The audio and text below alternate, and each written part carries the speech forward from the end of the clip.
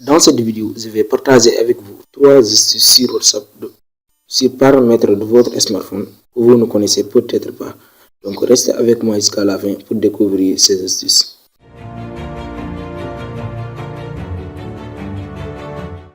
Salut à tous, j'espère que vous allez bien. Aujourd'hui, on se retrouve dans une nouvelle vidéo. Je vais partager avec vous 3 astuces sur votre paramètre de votre téléphone. Ces astuces seront vous aider tellement dans ta vie. Et avant, si c'est la première fois que vous voyez mes vidéos, s'il vous plaît, prenez 5 secondes pour abonner à ma chaîne. Et aussi activer le bouton de la cloche pour ne pas rater aucune de mes prochaines vidéos. Bon, supposons que c'est déjà fait. Donc pour la première astuce, donc on commence par la première astuce. Parfois vous recevez des appels sur n'importe quel numéro, tel que des numéros privés de vos contacts et tout ça. Donc sachez qu'il existe une méthode pour recevoir seulement les numéros de vos contacts tout simplement. Donc juste accéder à paramètres de votre smartphone.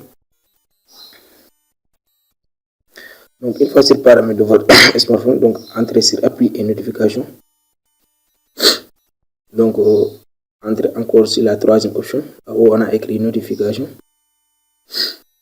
Une fois sur notification, entrez sur la quatrième partie, la quatrième option, là où on a écrit ne pas déranger.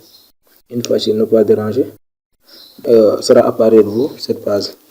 Donc vous allez sur la partie exception, là où on a écrit appel. Une fois que vous touchez appel, donc vous utilisez les appels juste en haut. Donc là, sera apparaître avec vous cette page. Donc cette page nous dit autoriser les appels. Donc on peut utiliser les appels de n'importe qui. Si vous voulez, vous mettez seulement ceux de vos contacts, ou bien des contacts favoris uniquement, ou bien aucun. Donc vous choisissez n'importe quel de ces options. Bon, une fois que ça se fait, donc on va juste entrer sur la deuxième astuce. Le second astuce, juste aller aux sécurité et localisation. Une fois sur sécurité et localisation, donc sera apparaître avec vous cette page là.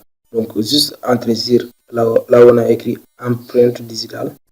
Une fois sur empreinte digitale, donc vous insérez votre code téléphone. Une fois que vous insérez votre code téléphone, donc sera apparaître avec vous cette page. Donc une fois que vous insérez empreinte digitale sur votre téléphone, c'est qu'il y a des méthodes pour répondre des appels ou bien d'enregistrer des appels, prendre une photo et aussi arrêter le réveil juste en touchant longuement l'empreinte digitale. Donc juste activer ces options. Quant à moi, je l'ai déjà activé.